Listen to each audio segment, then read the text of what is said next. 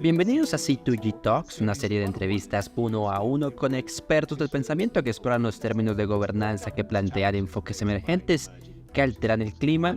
Mi nombre es Mark Turner, consultor senior de comunicaciones con la iniciativa Carnegie de gobernanza sobre el clima. Hoy estoy con Clara Boto, ella es activista brasileña en la lucha contra el cambio climático. Trabaja como facilitadora de política científica de infancia y juventud del programa de las Naciones Unidas para el Medio Ambiente. Actualmente, Clara es parte de la iniciativa C2G de voces juveniles sobre el clima en torno a la gobernanza de la modificación de la radiación solar. Entre otras actividades relacionadas con la modificación de la radiación solar, Clara ha sido observadora en trabajos de campo que se adelantaron en la barrera de arrecife de coral en Australia sobre el brillo de las nubes marinas. También ha hecho campaña para que la justicia climática obtenga una opinión consultiva del Tribunal Internacional de Justicia sobre la crisis del clima al considerarse una cuestión que impacta los derechos humanos. Clara ha sido designada por la Red de Liderazgo Europeo como voz líder juvenil. Clara, bienvenida a C2G Talk. Muchas gracias, Mark. Muy bien, empecemos hablando de su recorrido, iniciando en Brasil. ¿Qué le ha motivado a vincularse con el trabajo sobre el cambio climático? ¿Cómo ha visto que la crisis climática ha afectado su país? Considero que desde pequeña he crecido conectada con la naturaleza y esto en parte gracias a mi padrastro, quien era fotógrafo y viajábamos a lugares muy remotos de Brasil, en donde muchas personas no visitan porque no son lugares muy turísticos. En primer momento no estaba muy segura de la problemática medioambiental, pero sí tenía esa apreciación por la naturaleza. Cuando cumplí 15 años, creo que fue cuando me consideré a mí misma una activista medioambiental, y esto se dio debido a que asumí una postura, una dieta vegana, y desde ahí entendí que los sistemas alimentarios tienen un impacto muy importante en el clima. Esa fue mi introducción al trabajo en torno al clima, y después de eso, en diferentes aspectos de mi vida y de mis estudios, me he asegurado de conectar tanto lo que hago con el medio ambiente y con asuntos climáticos. Y pienso en su pregunta de cómo la crisis climática impacta a mi país, Brasil, y yo creo que en los distintos lugares en los que viví cuando chica estaba ya familiarizada con desastres naturales y son desastres que afectaban a las comunidades porque las comunidades no estaban preparadas para resistir estos fenómenos naturales. Y si hemos visto que ya han ocurrido estos fenómenos naturales en las últimas décadas, es porque hemos entendido que la crisis climática se va intensificando en la actualidad. Me preocupa pensar que muchas comunidades y territorios no tienen la capacidad de resistencia para mantenerse seguros. Y en esa introducción que hacía a la hora de presentarse, ¿qué significa ser una activista climática en sus palabras? Está relacionado con plantear una posición y defender la creencia, y también protestar contra lo que se cree que no está bien. Se trata de plantear una postura política, y desde mi experiencia se han señalado soluciones alternativas a esta narrativa que tenemos. Y después de eso se ha vinculado con una discusión más internacional del cambio climático. ¿Cómo ha sido su vinculación con el mundo de las Naciones Unidas? Como muchos de mis amigos en la escuela, teníamos este modelo de Naciones Unidas que ya usábamos en nuestras clases, en nuestros estudios, artículos, documentos. Así que estábamos familiarizados. Yo en un momento me vinculé con la Conferencia Mundial sobre el Agua cuando tenía 15 años. Y en ese modelo de las Naciones Unidas comencé a generar una conciencia acerca de estas oportunidades que existen para vincularse con los trabajos en las Naciones Unidas. En el año 2018 ha sido designada como miembro de la Asamblea General de los Estados Unidos para las Voces Juveniles. ¿Cómo, cómo ha sido estar trabajando en la práctica?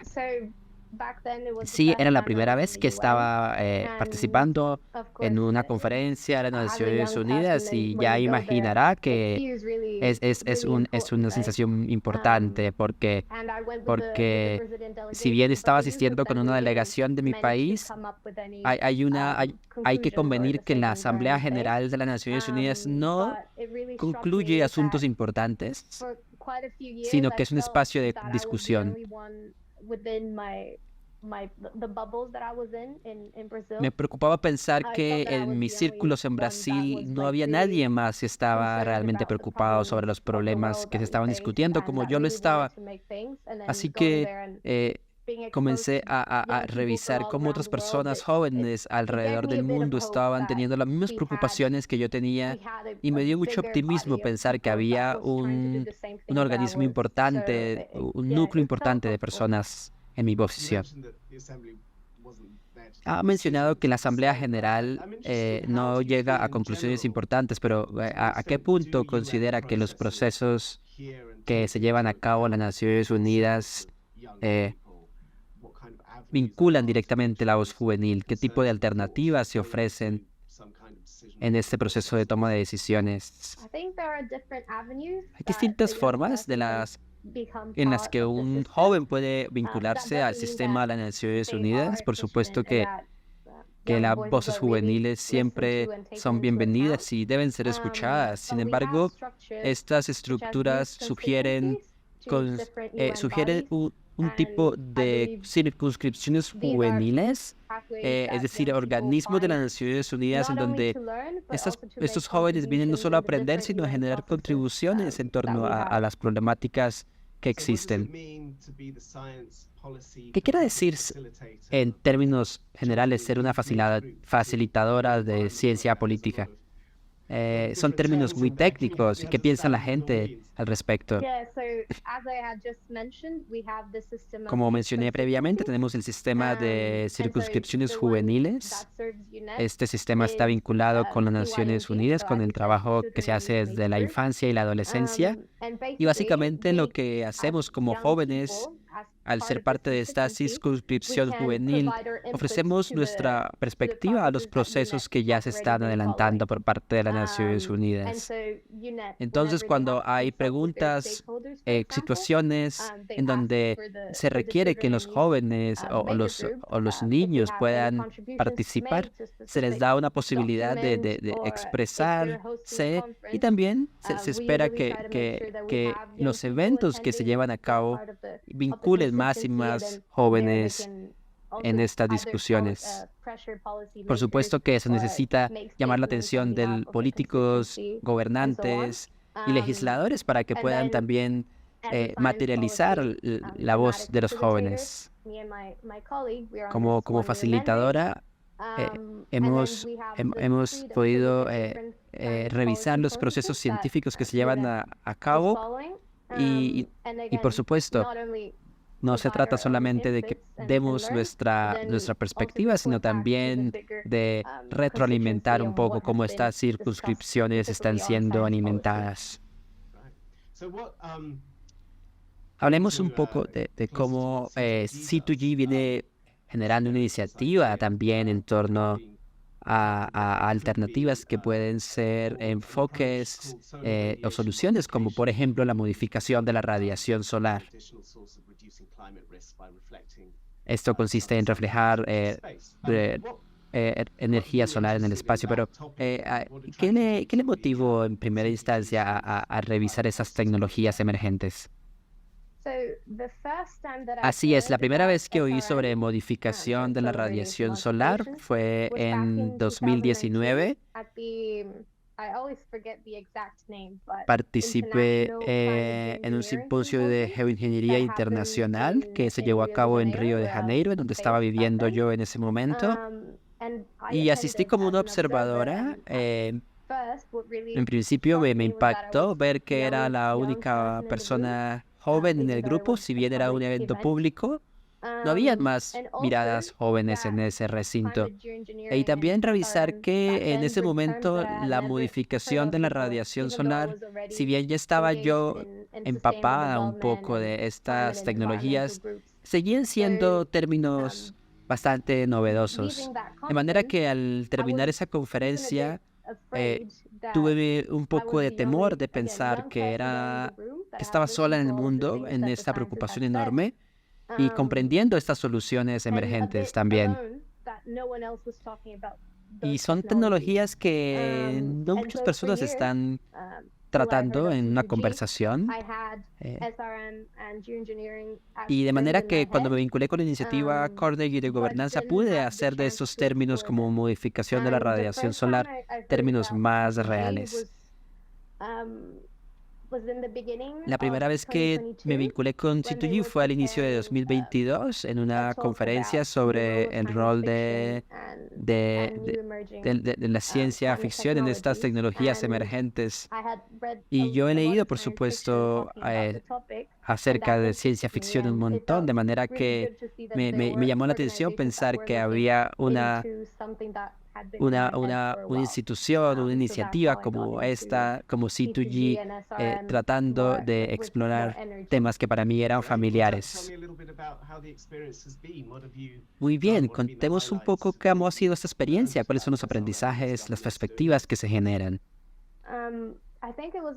Fue una experiencia muy enriquecedora, ya que tuve la oportunidad de reflexionar y aprender sobre estas tecnologías y aprender sobre cómo, por ejemplo, la modificación de la radiación solar tiene un avance investigativo y cuál es el estado actual de ese proceso de investigación. También estuve vinculada con personas que han mostrado suficiente interés por el tema de la modificación de la radiación solar.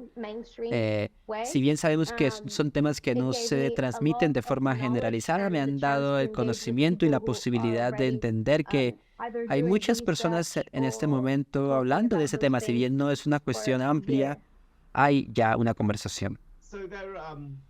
Hablemos un poco de estos asuntos, estos enfoques de modificación de la radiación solar. Por ejemplo, la inyección de aerosol estratosférica. Otra tecnología emergente sería el brillo de las lunas marinas.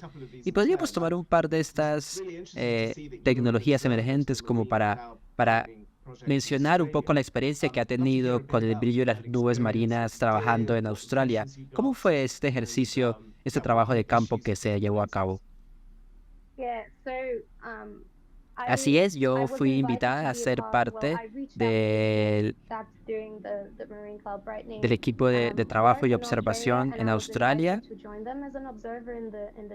Como observadora en el trabajo de campo me sentí inspirada al ver que era parte de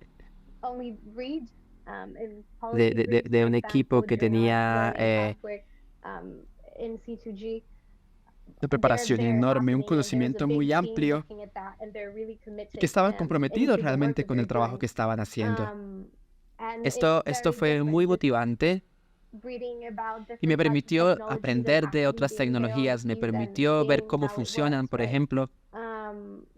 Así que fue sin duda una experiencia increíble.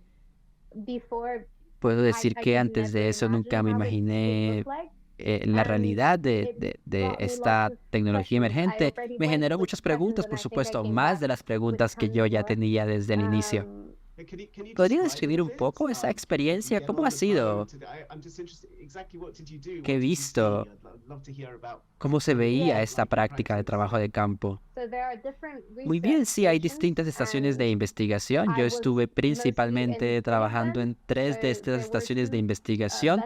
Habían 2 embarcaciones que estaban adelantando el experimento. En una embarcación se almacenaban la maquinaria, todo el equipo tecnológico, y en otra de las embarcaciones se estaba llevando a cabo la recolección de datos, producto del experimento. Así que yo estuve principalmente en esta embarcación de recopilación de datos y pasé bastante tiempo con los científicos que estaban analizando los resultados de este experimento. Muy bien, ¿y qué tipo de experiencias o de perspectivas surgen de este experimento, de esta experiencia que ha tenido? Así es, como a diferencia de otras tecnologías emergentes, el brillo de las nubes marinas tiene un impacto local. Y entonces la intención de este experimento que se llevó a cabo en Australia tenía únicamente como propósito proteger la barrera de arrecife coral de las devastantes consecuencias del cambio climático. En mi opinión, lo más importante que obtuve de este experimento fue pensar que siempre podemos pensar que es posible cuando tenemos la teoría y cuando tenemos la posibilidad de llevarlo a la práctica. Así que, así que no importa tal vez si se puede pensar que sí es posible iluminar las nubes y cuál es el impacto que a partir de esto puede surgir. Yo considero que el proceso de ampliar la investigación es más denso que la investigación en sí, porque hay investigadores científicos que revisan las condiciones atmosféricas y que van analizando cómo los biólogos, cómo se comporta desde, por ejemplo, la biología marina, esta tecnología emergente del brillo de las nubes marinas. Clara también ha demostrado su interés acerca del proyecto de hielo ártico. ¿Podría contarnos un poco acerca de este proyecto? Claro que sí, viajemos a otra parte del mundo y hablemos del proyecto de hielo ártico,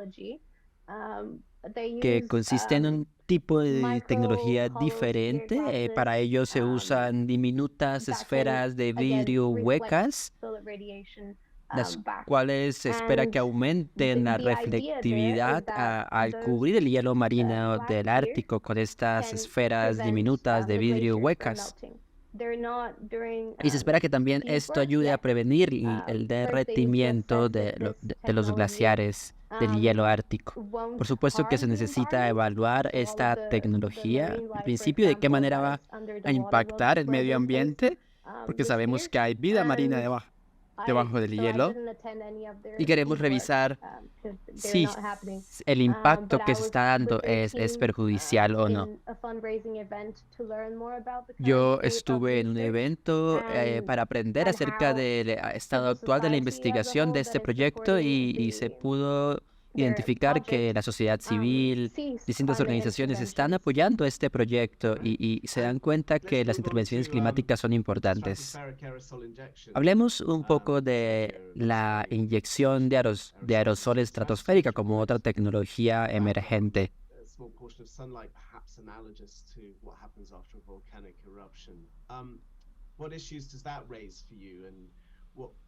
¿Qué asuntos le suscita esta tecnología emergente? Considero que es bastante diferente el hecho de que una tecnología como esta tenga un impacto global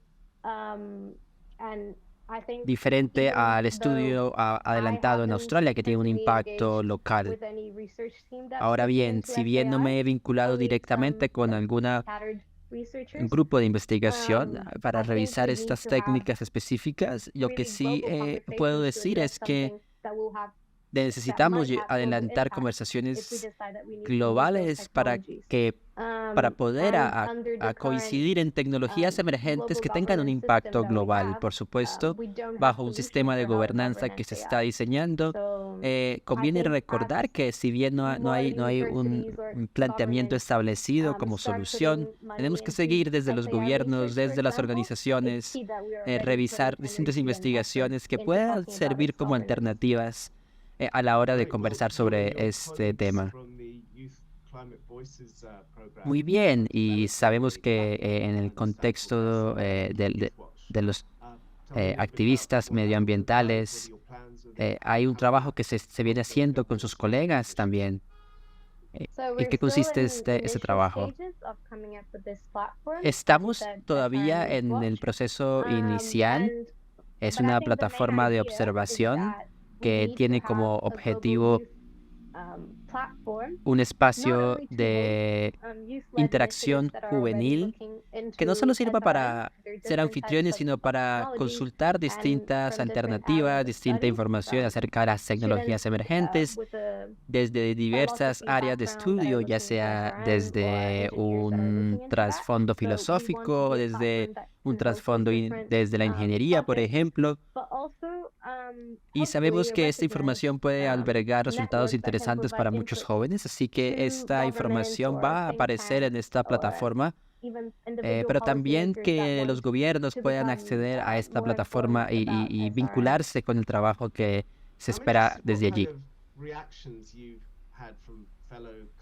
Me interesa conocer un poco las reacciones que recibe de sus colegas, de las personas también en el movimiento activista medioambiental. ¿Qué tipo de preocupaciones tal vez se manifiestan y qué tipo de opiniones se transmiten cuando se trata de las tecnologías emergentes? ¿Qué tipo de reacciones surgen en las conversaciones acerca de soluciones tecnológicas emergentes? En mi opinión, la reacción principal es tal vez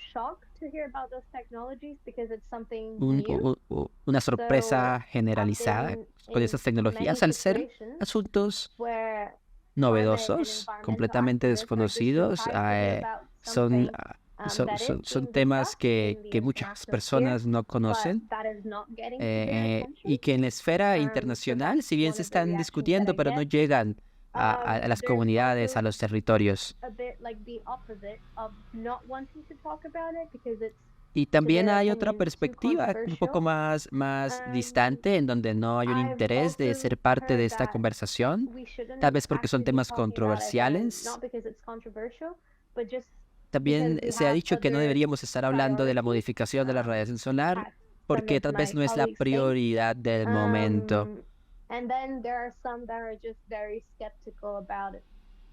Y hay otras perspectivas que son completamente negacionistas y que consideran que tal vez estas tecnologías emergentes no son realistas y hacen parte de la ciencia ficción como temas para conversar.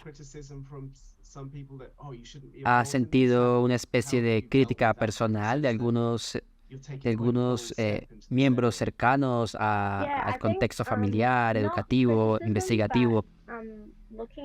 No en realidad críticas, sino que cuando se habla de modificación de la radiación solar, hay miradas juveniles que tal vez consideran que estas técnicas emergentes son incompletas, que no tienen una verdadera viabilidad a la hora de implementarse, tal vez porque son formas futuristas de solucionar la crisis. Yo no diría que son miradas negativas o positivas, sino que muchas personas son precavidas y prefieren la prudencia a la hora de hablar de estos temas.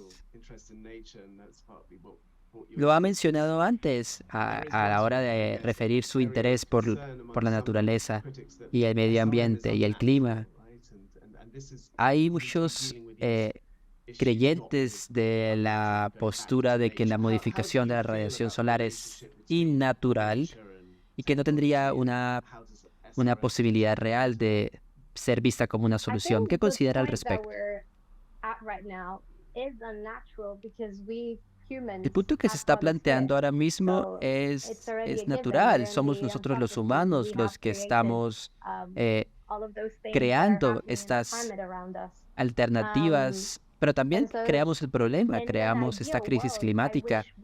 Y en un mundo ideal, seguramente no estaríamos hablando de una tecnología emergente como la modificación de la radiación solar. Hablaríamos solamente de soluciones basadas en la naturaleza, pero es que en un mundo ideal no tendríamos una crisis climática. Entonces, lo que puedo pensar es que hay una bien marcada definición sobre hasta qué punto podemos llegar a percibir las miradas positivas como solución de estas tecnologías emergentes, considerando claramente los avances que se han hecho desde la ciencia, pero también comprendiendo que somos miembros, parte de la naturaleza, somos humanos y los ecosistemas naturales,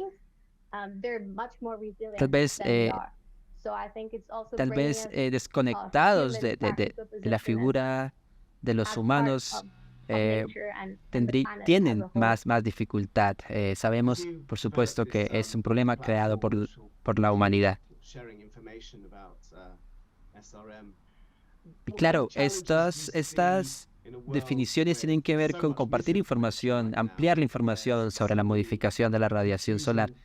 ¿Qué tipo de ideas considera que tendrían que tenerse en cuenta desde una mirada amplia? ¿Cómo se podría ayudar a los jóvenes a que encuentren la forma apropiada de conectarse con la información que existe? Tenemos sin duda que confiar en los avances de la ciencia. Tenemos que confiar en la investigación que se ha hecho sobre la modificación de la radiación solar. Tenemos que informar a los jóvenes sobre estas tecnologías y en qué consisten y cómo se podrían implementar. Considero que hay mucha desinformación que viene de posiciones infundadas y sin alguna validez científica. Son opiniones y muchas veces la gente solamente opina, pero no considera que tal vez esta alternativa pueda representar resultados importantes para enfrentar la crisis. Y esto ocurre porque las personas por lo general tenemos una percepción de la información y sabemos que si bien la información está actualizada, a las personas muchas veces no les llega la información actualizada como ha de ser.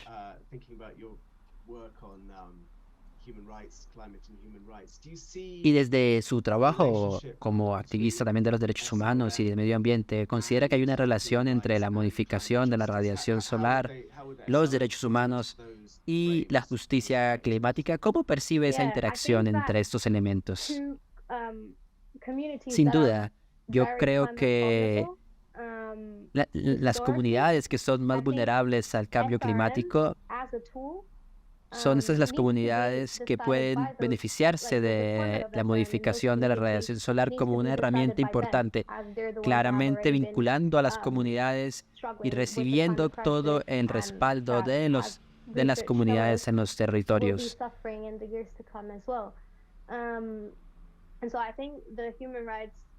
De manera que, por otro lado, los derechos humanos en el enfoque de la modificación de la radiación solar están relacionados en la manera como se está comunicando el impacto de estas tecnologías.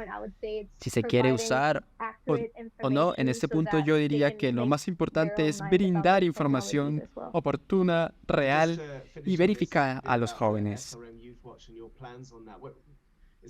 Y para concluir un poco sobre la modificación de la radiación solar, ¿hay más eventos o So last conferencias week que van a we ocurrir en los had próximos meses? our first event that happened in Bueno, Bangladesh. recientemente tuvimos nuestro primer Yes. evento en Bangladesh And in the coming months, so in September, we'll y en los be meses in New venideros York for tendremos side events en happening Nueva around the York UN General un Assembly. We evento have just que va de la confirmed mano that con we'll la be hosting an Asamblea event on the General de las 17th of Naciones September. Unidas y So you can save the date. este More evento information will be published in our es un website. evento And then que puede to the end of the year, we're consultarse planning en el sitio web. to also be part of another environment and global governance Para fin related de año se event. espera también ser parte de otros eventos importantes a nivel global. SRM ¿Y cuál es el sitio web? youthwatch.org. Es rm.youthwatch.org.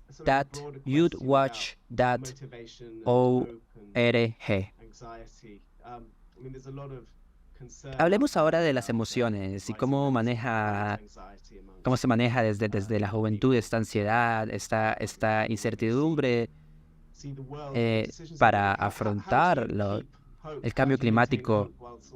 ¿Cómo hacen para mantenerse optimistas también los jóvenes enfrentando estos desafíos importantes? ¿Qué tipo de consejo podría darle a otros jóvenes para manejar sus emociones? Esa es una pregunta que me hacen bastante porque los jóvenes, incluida yo misma también, estamos en una lucha constante sobre cómo podemos contribuir y de qué manera podemos afrontar la situación. Por supuesto que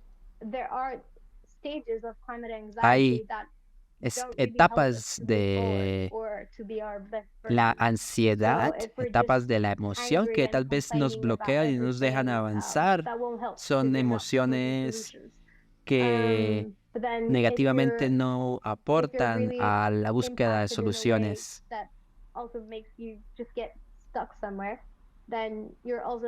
Y puede también generar que muchas veces no avancemos porque estamos estancados tratando de comprender cómo manejar esta ansiedad, cómo manejar este enojo generalizado. Y yo recomiendo que podamos usar estas emociones, estos sentimientos para agarrarnos fuerte de ahí y movernos hacia ese momento de solución a futuro que queremos encontrar. Yo sé, por supuesto, que hay mucha presión que puede surgir a partir de la ansiedad climática y yo cuando hablo con un amigo o con un colega que también tiene esta misma dificultad, esta misma lucha, llegamos a la conclusión que tal vez una de las cosas que podemos hacer es encontrar en qué lugar nos vemos como un lugar en donde podemos ser útiles a esta lucha con el cambio climático. Y no se trata solamente desde la ciencia o la academia, se puede contribuir desde las artes, desde la cultura, desde la salud. De manera que la recomendación es que hagamos lo mejor que podamos cada día. Muchas gracias, Clara Boto, por ser parte de esta conferencia de C2G Talk.